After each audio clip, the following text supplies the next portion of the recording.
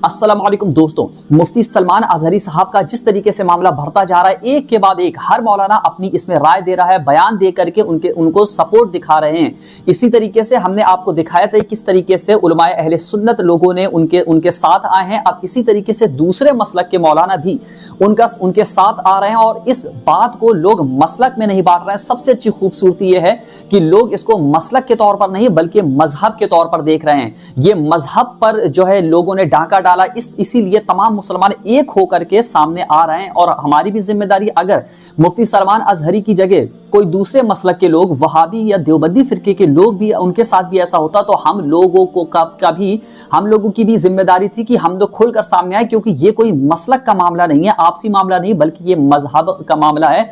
दूसरे लोग मुस्लिमों को टारगेट कर रहे हैं। आप खुद देखिए कि किस तरीके से वहाबी और देवबंदी मौलानाओं ने अपना बयान दिया। उन्होंने भी अपना बयान दे करके उनके साथ हमदर्दी दिखाई है और मांग की है कि उनको जल्दी से जल्दी रिहा करें। आप इनकी वीडियो देखें। बरेलवी मकतबे फिक्र का आलिम दीन, कल शायद गुजरात में उनका प्रोग्राम था, ट्विटर पे देखा, उनको एटीएस वालों ने पकड़ लिया कि आपने अपने अशार के अंदर, आपने अपने जुमले के अंदर में कुत्तों से ताबीर किया, किसी का कुत्तों से शायद उनका नाम लिया गया है। तो उनको एटीएस वालों ने पकड़ लिया कि आप भड़का रहे हैं, आपने किसका अपमान किया है। सवाल जवाब हो रहा है। टोपी और दाढ़ी वाला था, मौलाना था, सलमान नाम था, शेरवानी थी, तो आपने पकड़कर फौरन अंदर कर दिया। वहीं पर राजा सिंह तो बहुत भोगता है, वो तो कुत्ते ही की तरह भोगता है, उसको नहीं पकड़ा जाता।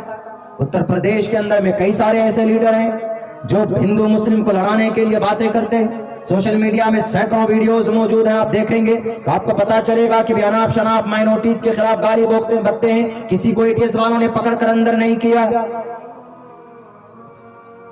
हम लड़ते रहे आपस में, अरे नहीं, सलमान अजहरी साहब तो देवबंदी मकतबे फिक्र का था, मानता हूं देवबंदी ये बरेलवी मकतबे फिक्र का था, मानता हूं कि बरेलवी देवबंदी मकतबे फिक्र अलग अलग है, लेकिन आपको टारगेट सिर्फ इसलिए किया जाता है यू आर मुस्लिम। सलमान अपने आप को मुसलमान क्यों नहीं मानता? एक दूसरे की मदद में क्यों नहीं खड़ा होता? सवाल करना चाहिए गुजरात एटीएस से कि मुफ्ती साहब ने अगर कुत्तों से ताबीर की है तो कोई गलत नहीं की, इसलिए कि बेटियों की इज्जत को लूटते हैं। 17 बेटियों की इज्जत लूट कर उनके कंकाल मिलता है यहाँ मुजफ्फरपुर बिहार के अंदर। मासूम बच्ची जाती है पढ़ने के लिए, उनके ऊपर पेट्रोल डालकर जला दिया जाता है। तो ये कुत्ता नहीं है तो क्या है? ये कुत्तों जैसी सिफत है। अगर उन्होंने बोला है किसी को तो गलत नहीं बोला है। एटीएस वालों ईमानदार बनो, देश के मुजरिमों को पकड़ो। आपकी हथकड़ी विजय माल्या के हाथ में नहीं लगती, आपकी हथकड़ी मेहुल चौकसी के हाथ में नहीं लगती, आपकी हथकड़ी और दूसरे बाल मुकुंद आचार्य के हाथ में नहीं लगती जो देश के कानून और संविधान के खिलाफ बोलते। एक मौलाना, एक टोपी और दाढ़ी वाला जो सुन्नत रसूलुल्लाह का गुलाम है, जो आशिक रसूल है, जो अमन की बात करता है, जो सुकून की बात करता है, उनका मतलब यही था कि आज जुल्म का बाजार गर्म है। आज हर तरफ देखो तो जानवरों के बिल मुकाबिल इंसानों की कोई कीमत नहीं रह गई है। जानवरों को पूजते हैं लोग, इबादत करते हैं, और इंसानों को लोग मारते हैं तलवारों से। ये कुत्तागिरी नहीं है तो क्या है? इस हैसियत से अगर उन्होंने बोला है तो ये गलत नहीं है। दुनिया के किसी भी विद्वान से पूछ लीजिए जाकर के आप। हमारे बिरादर अजीज मौलाना मुफ्ती सलमान अजहरी साहब की गिरफ्तारी का है। जितने सख्त अल्फाज में इसकी मजम्मत की जाए वो कम है। ये एक और दलील हमारे सामने आई है कि हमारे मुल्क में लोकतांत्रिक व्यवस्था ख़त्म हो चुकी है। आज़ादी राय, इजहार ख्याल की आज़ादी, freedom of thought, freedom of expression, ये सब ख़त्म हो चुका है। पूरी कौम की तरफ से मैं मुफ्ती सलमान अजहरी साहब के साथ इजहार हमदर्दी करता हूँ और उम्मीद करता हूँ कि आने वाले दिनों में पूरे मुल्क को और तमाम मज़लूम तबक़ात को उनसे और उन जैसे लोगों से मज़ीद रहनुमाई हासिल होगी। ये एक इम्तिहान और एक आजमाइश है जिसमें इस वक्त वो मुब्तला हैं।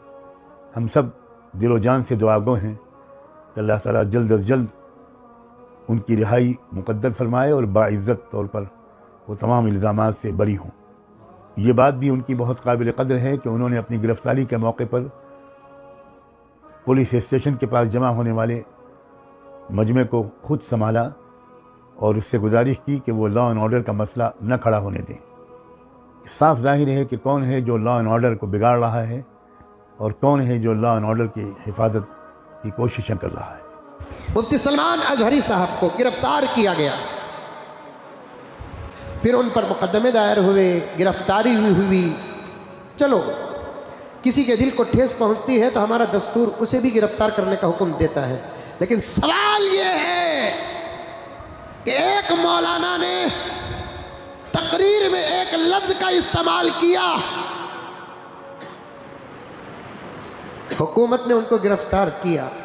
अब मैं बताऊं कितने सामने वाले इस्लाम के खिलाफ कुत्तों की तरह भोगते हैं। हुकूमत उनको गिरफ्तार क्यों नहीं करती? इसका मतलब यह है कि हमारे मुल्क का इंसाफ कमजोर होता जा रहा है। उनको हुकूमतें क्यों गिरफ्तार नहीं करती? जवाब दो मुझे।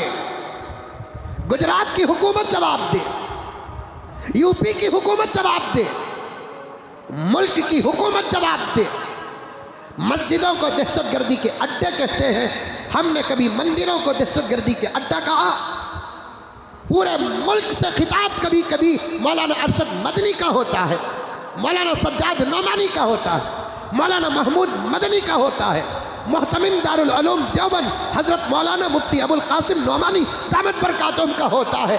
कोई एक जुमला बताओ जिसमें उन्होंने, कोई एक बयान बताओ जिसमें उन्होंने कहा है कि मंदिरें दहशतगर्दी के अड्डे हैं। और आज जब मौलाना सलमान अजहरी गिरफ्तार हुए, आज आग लगी है, आज उनके मसलक के आलिम को गिरफ्तार किया गया। और अल्लाह का शुक्र है किसी अहले हदीस ने ये इस पर खुशी का इजहार नहीं किया, बल्कि बहुत सारे अहले हदीस उलमा ने, और मैं खुद उनमें शामिल हूँ, मैंने भी इसकी मुखालफत की और मैंने सपोर्ट किया कि मौलाना मुफ्ती सलमान अजहरी को गिरफ्तार करना गलत है। उस तरीके की बयानबाजी तो बहुत सारे लोग दिया करते हैं, एक मामूली से बयान पर अरेस्ट करना और गिरफ्तार करना ये इंसाफ का तकाजा नहीं है।